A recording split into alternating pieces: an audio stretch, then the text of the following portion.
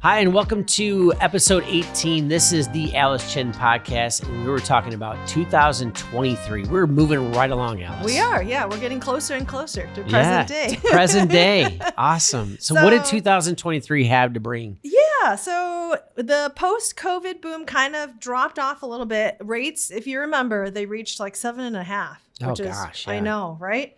People are freaking out on me now. Yes. The lock-in effect of the low mortgage rates started to really kick in. People, if you remember, they're like, nope, I'm not moving. Yeah. I'm just going to stay here until everything's paid off and I die, pretty much, right? Like, they had no incentive to move. I mean, really, because if they had a 2 or 3% interest rate, I mean, free money. Why would they move? Yeah. But then there was still severe low inventory that continued. And then many owners who bought in 2020 and 2021, they just kind of were stuck. Even if when they purchased, a lot of them purchased like not their forever home, right? They purchased what they could, thinking that, oh, I'll move in a few years, right? And they realized quickly that like, okay, the market's not going to change the other direction. So if they buy and sell again, whenever they do, they would face a larger payment overall because of the rates. Yep. So 2022 was hard, but 2023 was even harder and the numbers reflected it. So kind of just a summary, we only sold 68 units that year. I mean, think about the massive difference. That was like 96 the year before and 68. I know. And then we only closed 38 million. So we were down like by almost a third year over year. Mm-hmm. Yeah. So that was the year I would say it definitely got tough. Because there was, if I remember going back to that year, I think there was a 6-week time period in the fall in October where we didn't have any closings. And 6 weeks is a long time to not have any closings for me, for our team. Yeah. And so it was to the point where I was like, again, what am I going to do? Am I going to close the doors? Like, or I'm going to figure something out like to tie us over, not knowing when the next one would come. Right. So a lot of times you just have to have faith, right? You have to have like the faith that like, okay, I've made it this far. Right. At that point, it had been 18 years, right? Like, I think this is either it, if I decide that it's it, or, we got to push through, right? Right.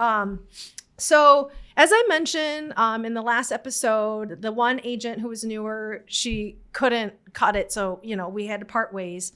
And then the admin, I called the admin switcheroo again. So the one admin that we had for about a year, she left.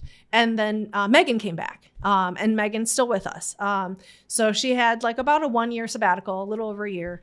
And then she came back and we welcomed her with open arms, of course. And that was wonderful. So we kind of adjusted and pivoted a little bit midway through the year. And then I'm just going to get right into it. There were a lot of bad clients for us that year. It was a very trying year. So the first situation that happened was it was a referral from one of those online referral sources. So it wasn't like a referral from a past client or anything like that. It was the house of the parents that had passed away actually several years before. So the house had just sat there for 5 or 6 years, actually, unattended, unlived in, and so finally they were ready to sell the house. So we helped them remodel. Like, we didn't do the work, but we organized the handyman, the contractors and all that, and got everything kind of cleared out, freshened up, painted, cleaned, light fixtures, etc. And then they were out of state. I think they were in California.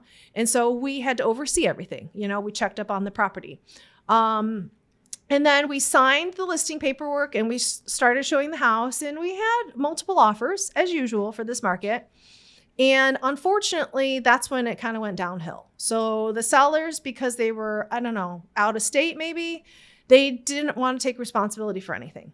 So if something happened or if something broke down or there was an inspection issue, they just put it all on us, okay? Which is fine, or we took care of it. But the kicker happened the day before closing. I think it was either the day before or 2 days before, there was a big storm. And so behind the house were these huge, massive, mature trees. And because of the rain and the thunderstorms and lightning, a gigantic branch fell down. We were lucky it didn't fall in the house. Yeah. Okay. So it was in the yard, and the buyer did their final walkthrough and was like, we need this out of the yard. Okay. The seller refused. So guess who had to figure out how to get this massive branch out of the yard? Oh, gosh. So then we had to hustle and like figure out some way. And then I had to pay for it because the seller refused to pay for it. Right. And then once closing day came, they weren't there for closing because they were out of state. And so everything was done through their attorney, right? Luckily, it was our recommended attorney. He refused to close. The seller refused to close because he saw the commission. Again, it goes back to people think we're overpaid, okay? He saw the commission and was like, I don't think Alice should be paid more than the buyer agent, okay? Because he saw like how it was split. And this was before the changes in the industry where like, sure, the seller still paid the listing broker and the listing broker then cooperated with the buyer broker, right? And so never mind the fact that like, that is not what we kept because we owed, unbeknownst to him, we owed a 30% referral fee to the referral source, as I said in the beginning, right?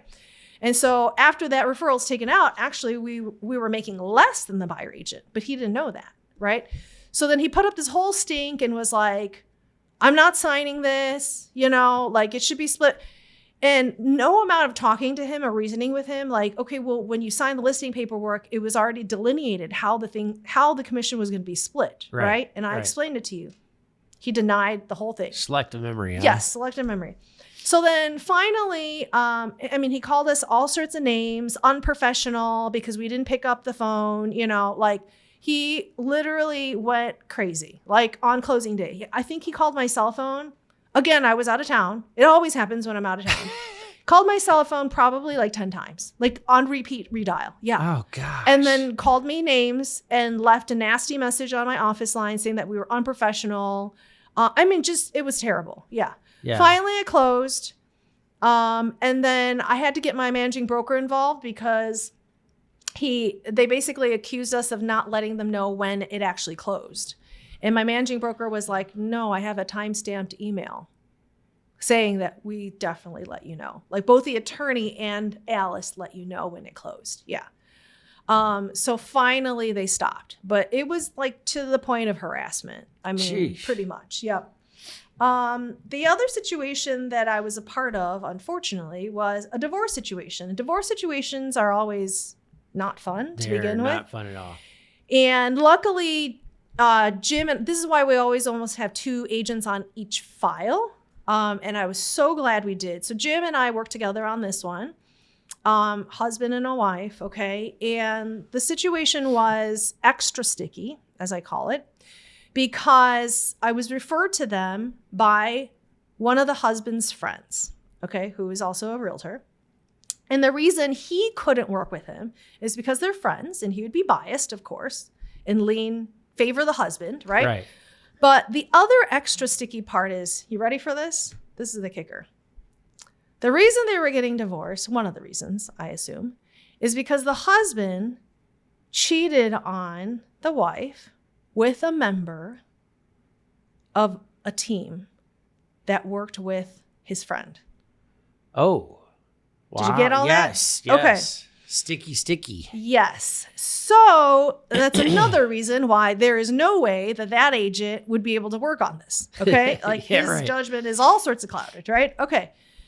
So I knew these people. I didn't know the situation, but I knew the agent and I knew the person that was on his team that was, that had the infidelity with the husband. Wow. Okay. Yeah. It's like Young and the Restless or something. Oh, gosh. It was super complicated. Yeah. And so very, very awkward. And I almost had another run-in because she had at least two dogs. I have something with dogs. Big dogs. It started in 4 Lakes. You see the dog that sees you. I know, the big right? horse dog from last episode. And I have a dog. I'm a dog person. Like, I don't know what this is, but my car almost got attacked by the dog. So like the first time I went to this listing appointment, I pull up, right?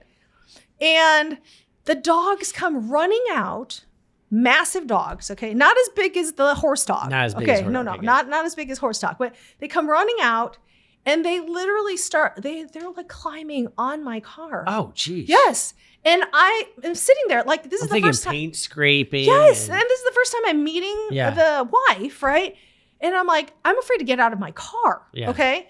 So anyways, the whole thing was super awkward because by the time, I mean, she calmed the dogs down. Jim and I go inside, you know, we meet her. We never actually met him in person. Okay. The ex-husband. And the whole time was super awkward because she kept alluding to well, my husband started this project, but didn't finish it. And then, you know, he cheated on me in this room. Oh, it was just this room? So uncomfortable. She specifically said in this room. Oh gosh. It's just the whole thing was just really yeah. Yeah. So I couldn't wait to be finished with that whole situation. Yeah. Ooh. I know. So, and then we almost didn't close on that house because we were inches from the finish line. And then we found out that like the wife probably couldn't close because she would need to bring like 6 figures to the closing table, which she didn't have, you know? Yeah. And I mean, most of us don't have 6 figures lying around just, you know, in our mattress. Right. Yeah. Here's a suitcase. I know. So you do have one guy. Remember that guy? Oh, yes, Yeah. I do. With the guy gun? with the Glock Okay. on the table. Yeah. So he would. Maybe she should have called him. Yeah. I wonder how close they were. Neighbors, I know, maybe. I know. Yeah. So then the 2 divorce attorneys were different, obviously, than the real estate attorneys. So the divorce attorneys were negotiating and figuring all this out literally when we were like 2 days from the closing date. Oh, geez. Yeah. It finally did work out, though. We closed. Were the attorneys that were working on the real estate side part of the attorneys that were on the No, divorce? it was totally separate. I mean, they worked That's together, tough. That's but there's okay. a lot of cooks in the kitchen. Yeah, right. For sure. Yep. But it closed, right? It closed. did. Okay, good. By some miracle. Like this was like the miracle year. It closed. Yeah. Did the husband and wife show up to the closing or no? No. Okay. No, I was going to say, normally speaking, if nobody's ever bought a house before, sellers typically don't come to closings anymore, or buyers and sellers. Yeah. They don't mix in the same room. They don't. For awkward no. situations. And then even like sellers, most times sellers they don't need to physically be there. So they'll do like a POA with their attorney and the attorney just signs off. And then they will pre-sign, right? All the documents. Yeah. That's what typically happens. Yep. And then the next client was a buyer of mine. I always tell my team that I save the best ones just for myself. You know how I just said that most times there's 2 agents on every file, right? I tell my team to never complain when I take a client, just me, because there's always a reason. It's probably because it's extra stressful and I just want to shield them from it. And this was definitely the case on this file. So this was a referral from an agent in the city. I'm not going to say the agent's name because a lot of people, he's very, very well known. But anyways, I got the referral from him. And I took these buyers around and I quickly discovered why this agent probably did not want to work with these people. Okay. I mean, besides the fact that he's in the city and I'm out in the suburbs. So we took a look at a lot of homes and we finally found one that they liked. Okay. And it was kind of similar behavior to that buyer that we talked about last episode where they thought they had control. Sure. Right. And it was a multiple offer situation, highest and best. And then they said, well, we expect a counter from the seller. That's not how it works. When they ask for highest and best, you're not going to get a counter from the seller. No counter, No, there's no counter.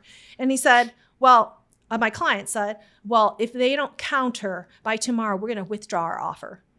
It is where are you reading from the same book? What, where are you getting this from? Right. Right. And so I had to calmly explain that, again, that's not how this market works. We are not in control. And if you don't present highest and best, and if you insist on demanding that they counter, you simply won't get this house. Okay. So he relented, thank goodness. Okay. We gave our highest to best. We did get the house. Okay. But then we spent an unprecedented, attorney review and inspection. Yeah. In Illinois, it's 5 business days. 5 days, yeah. Just take a guess how long we were in AI for. Just take 3 weeks? Longer? Oh gosh, that's a long one. So my team and I, we did a tally. We kind of like did some record keeping just to see like if this was like the first place of longest AI ever in my career, right? It sadly wasn't. I wanted it to be. Really? Okay. No, Hazel was first. Remember Hazel, that house, that listing that I had? Yeah. So Hazel was first. I don't remember what number 2 was. This was number 3. It only got the bronze. So 34 days. 34 days. 34 days. We were still in attorney review up to 3 days before closing, before we were supposed to close. It's ridiculous. And then it was supposed to be a cash transaction. Guess how long the closing took? Cash transaction. 3 hours? Longer? Longer than 3 hours. Wow. Took all day. All day? 9 hours. Why? I don't even know if the title company was still open. You guys, oh my gosh. You don't have to go home, but you can't stay here, right? You can't stay here. Right, like, they probably kicked him out. I mean, I didn't stay the whole time. There's no way. No, that's a waste of a waste of time. And it was because there was a post-closing possession agreement, okay? And if there's one thing I learned in a particularly difficult client situation like that, do not introduce a post-closing possession agreement. Like, that is the worst thing you can do because it like throws more complexities into an already arduous situation, you know? Right. And so you got to read the room, right? yes. Yeah. And then because of that, they had 2 walkthroughs too. Like, it just overcomplicates everything unnecessarily if they're already difficult. You know what I mean? Sure. And then truth be told, like the attorney and I, we both almost fired this client. Like, it got to that point where it was like, I mean, the emails, the sheer number of emails that went back and forth just that day, it was unbelievable. Yeah. I mean, I never in my career had seen anything like that. Oh gosh. Yes. And so by some miracle, we still closed. Okay. We finally closed, but we had a dry closing. Yeah. Because they wouldn't release on a cash deal because they wouldn't release the funds. Do you know what I mean? Like the buyer wouldn't. And so we finally funded the next morning. It's unbelievable. Wow. Unbelievable. Wow. And you know what the thing is, Phil? Like, I think to this day, it's clients like that. They're not self-aware. Do you know what I'm saying? Like, to this day, I think they just think that like their behavior is normal and that they're totally like just normal. Like, they weren't unreasonable in their eyes. Do you know what I mean? Right. But the fact of the matter is they're unaware of like, I don't know. They're just, I have no idea. That's kind of how I feel with my client right now. I bet. Like, it's just they're every day it's like a battle every time I talk to them, you know? Mm-hmm. So. And sometimes it's just, I go back to this and I say this to my team all the time. Like, sometimes what is the saying? The juice is not worth the squeeze. Sure. I mean, it really isn't. Like, at the end of the day, yes, you want it to work out. You want the commission, you want the transaction, but like, is it worth the stress? Yeah. I don't know. And I think a lot of times, I mean, you can control your clients. Yes. I can control my clients, but there's some that get in between the door stopper that you have to like take in, like you said. You have to take it. Yeah. You just like okay, you just put yourself in that position. Here we go again. Know? Definition of insanity. Here it goes again. Mm-hmm. Once again, I'm dealing with the same person over and over again, and you just go, okay, I should have saw that early on. I should have seen it, and I should have just, I don't know. I should have. I'm saying the same thing. See you later. Yeah. Yeah. So, a couple of good things I'm going to share that we did that year. So we used actually Compass Concierge for the first time. Okay. That year. And what Compass Concierge is it basically allows home sellers to take a loan. At that time it was still interest free, I think. Short-term loan from Compass to make improvements on the house to get it ready to sell. And so they can use it not only for actual improvements like painting or renovating or updating, but they could also use it for moving. They could use it for staging. A lot of things. Cool. So yeah, so we were able to successfully have a client utilize that. And then we ended up selling. Like, they just could not sell with a previous agent, and it was on the market for several months. And finally, that's what did it. Wow, that's super great. cool. Yeah. Do you use that quite a bit now, or? We do. So during that time, we did. We used it quite a bit. Recently, not as much. You know, we always bring it up just in case it's a possible solution or idea that the seller could use. But some people don't want to use it or they don't need to. But for some folks, it's a really good benefit because especially if they either don't have the cash on hand or Right. they don't want to necessarily invest in it up front, and it's all based on the equity that Yeah. they have in the home, Yep. of course. Yeah. In the That's property. Yep. And then that year was also the first year that I think we sold a house via a TikTok video. You sold it via a TikTok video. What does that look like? So basically, I was not a believer in TikTok. I was like, that's for kids, like teenagers, right? Yeah. Like, I don't know. And my clients were older than I. Yeah, older than I. So neither of us were spring chickens, right? So we decided it was a very unique property, beautiful estate. Okay. I think it was in Oswego on some acreage, zoned for at least 2 horses, I think. Oh, that's They didn't cool. have horses, but Yeah. you could. Beautiful home, right? And it was just a matter of getting eyeballs on it, right? And more visibility. And so it was actually our previous admin. She's younger. So she said, why don't we do a TikTok?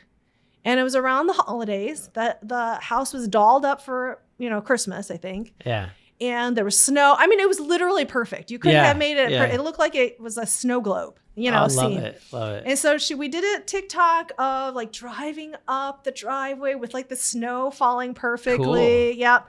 And then we did like a quick tour of like the actual property and then like inside the house, etc. And then the buyer had already seen the house, but only once. And then somehow in the algorithm saw the video, saw the TikTok. Oh, that's cool. And then was like, sold. Sold. I'm going to make an offer. And yeah, the rest is history. Beautiful. Yep. And then So do you use TikTok now or? we do, but not as often. I think it has to be a very specific, there has to be a good reason that we like take it out of the tool belt. Let's just say, yeah, I still am not like completely sold on it. Yeah. Yeah. So, and then a successful strategy that we had with one of our buyers is that most clients and realtors even, they don't know kind of the little, it's not even a loophole. It's like a nuanced aspect. So when you submit an offer, let's just say, right, and it's multiple offers, chances are you're not going to get it, right? You're not going to be the winning offer because there's so many offers. Yeah. And so what most people don't realize is that, number one, there are certain rules to the game, okay? Listing agents, we have an obligation to present any and all offers until closing. So even if we're under contract, if you submit an offer today, I have to present it, okay? Whether the seller accepts it or can't accept it, that's a different story, but I have to prove that I actually presented it. So that's number one, yeah. Number two is during the first 5 business days, when you're still in attorney review, that's the most like volatile period, Sure. right? Okay. You could submit an offer, even though they've already accepted one, you could submit an offer. The listing agent has to present it. And there is a chance if things are looking shaky or if they can't come to an agreement on an inspection item, you could either be a backup offer and be first in line, right? To pick it up once it falls through, if it falls through, or the seller technically could change their mind in attorney review and basically just say we didn't agree to inspection items or we didn't come to an agreement on attorney review because we were still in the middle of discussion. Either party could cancel during that time period. Sure. So that's the strategy we used for one of our buyers. So what happened was we submitted an offer. We didn't get it. Okay. They went with another offer. And so I said, okay, stay with me here. What if we resubmit immediately? Just resubmit. I know they've already signed, but just resubmit. What do we have to lose, right? And our buyer is a past client. And so she trusted us. And she's just like, okay, if you think that's best. And I said, what's the worst that could happen? You know? So sure enough, we resubmitted. Okay. It was a very strong offer. And I told the agent, I said, I understand the seller may just still decline, but I know you have to present it and all that. Just tell me and confirm that you've presented it. So lo and behold, he presented it and the seller decided to take our offer. Oh, wow. So they canceled the first one and then went with us. Yeah. It doesn't always go that way. Yeah. I have a story for the next episode where it went really, really not that way. But it's, sometimes it works and sometimes it doesn't. And I'm glad we tried because now my clients are in a home that they really love. Yeah, right, right. Mm-hmm. Well, great job. Yeah. And it just tells you, working with a seasoned agent like yourself, to try these different techniques, right. and just kind of pivot a little bit. Yep. And then that year I also worked with, this is really near and dear to my heart. I worked with 2 clients that were the son and the daughter, separate, okay, of 2 previous colleagues of mine at Coldwell Banker. So like they had known me, not the son and daughter, but the agents, who recommended me. They're no longer agents anymore in Illinois. But they knew me when I first started at Coldwell Banker, right? And they kind of saw me, for lack of a better word, grow up, right, in the industry. And so it was really meaningful to me and touching that they would refer their child, children to me. And so I always treat that with like white gloves because I want to make sure that they're handled correctly, treated right, and everything. And both situations weren't the easiest. I mean, there were definitely hurdles along the way, but we were able to successfully navigate both pretty well. That's great. Which is good. Yeah. It always tells you, after all the, like we talked about earlier, the journey that you've been on, it's been a rough one. It's been rough. It's been behind the scenes, but on the front end, it looks great. We try. We try to make it like presentable and But to see that you have that respect for, that somebody's giving you that respect to refer you their own kids. It really is really meaningful. Yeah, because that means that they have seen me not only start in the business, but then my growth, right? And they have a respect, for not only for our profession, but what I do. Yeah. And so now on to the funny stories. So there was a listing. So I never sold this listing. That's the kicker. Okay. But I have to share with you what happened with this. It's the same listing too. So it was a rental property that the owner decided to sell. Okay. And it was in rough shape and we were getting a lot of inquiries on it. But one day, because it was vacant, it's empty, right? She doesn't live there. And the tenants had moved out. One day, there was a showing and I get the feedback. And the written feedback was, Alice, I think you should know, there is a dead possum on the front lawn. Okay. Oh, no. So the agent, I think, takes a picture because, they have good intentions, like trying to show me like, it's there, right? Okay. And I remember it was like in the summer. So like a dead animal on the front lawn in the summer, right? Yeah. And hot. Yeah. So she takes a picture of the dead possum and sends it to me. Like I didn't believe her, right? And it's on its back. It's dead. I mean, and it's like this. Okay. And I'm like, I really didn't need to see that, but I believed you. You get a lot of weird texts, don't you? I do. Yes. Yeah. Pictures of things we don't necessarily want to see. No, I'm like, I don't need a picture of that. Like the description is enough. Okay. Yeah. I trust you. I trust you. Yeah. So then we had to figure out how to take care of a dead possum and wheel it out. Oh gosh. So then the next part, as if that wasn't enough. Okay. The same house. Okay. So I go there. I forget why I like had to go there. Oh, I think I was like checking up on the property. I arrive early, right? And I'm like, okay, I'm going to go in and I see something on my sign. So like my signs, it's like the sign, there's a sign panel, but then it's like a huge sign post, right? Sure. Like one of those like big wooden ones. Okay. And I'm like, what is on my sign? Like on the top, right? So I walk over there. This is after the possum. Okay. I walk over there and I'm like, is it another dead animal? Because I don't think I can handle this, right? And I get close and it's not a dead animal. It's a half-eaten hoagie. Somebody literally decided, like, what? I could just imagine it right now. They're like walking down the sidewalk, eating their sandwich, and they decide halfway through that I just don't like the sandwich anymore. And I think I'm just going to leave it out on Alice's signpost. Maybe it was the agent that took the picture, And I was like, and I took a picture of that and I showed it to my team and they were like, what in the world? And I was like, I'm not touching that. I don't know how long it's been there, right? So I had to come back like with gloves and everything and dispose of it. And I'm like, who does that? Seriously.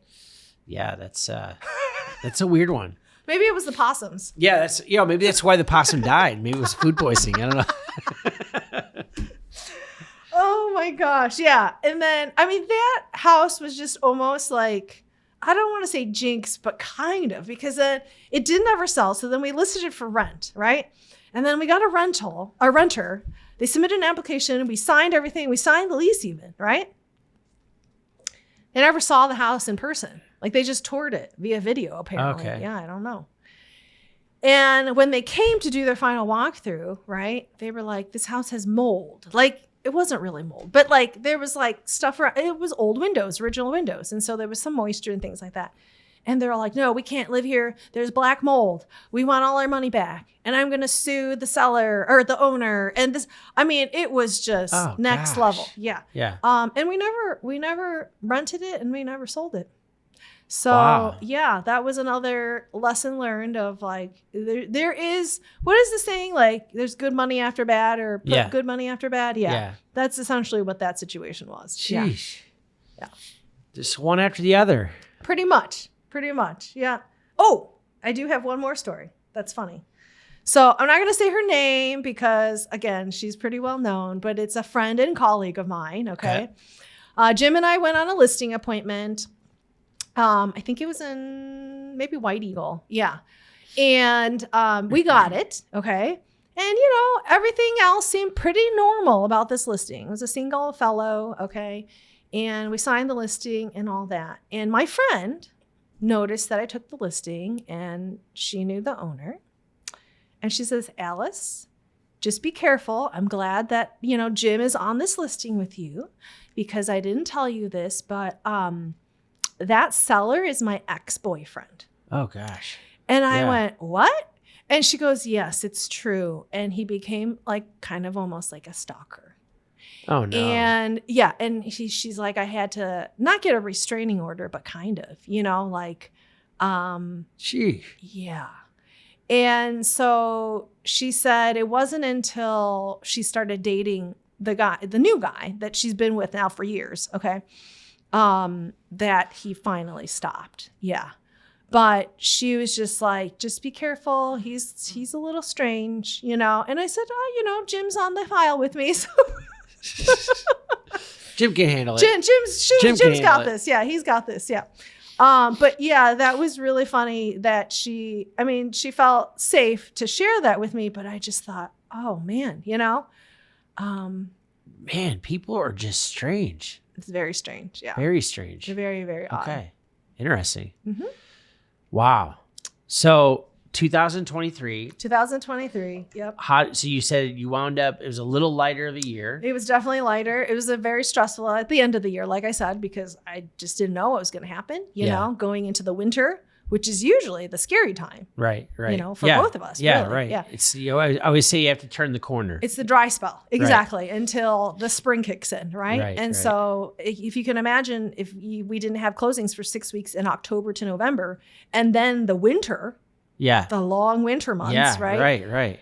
Yeah, it was tough. Yeah. It wasn't until when the spring market kicked it into high gear at the early in spring of 2024, which we'll talk about next episode. But it was a long winter. Yeah. Wow. Okay. Well, we'll get into 2024 in the next episode. Thank you so much, Alice. This is amazing. You, Bill. Seriously. Yes. See you next time. See you.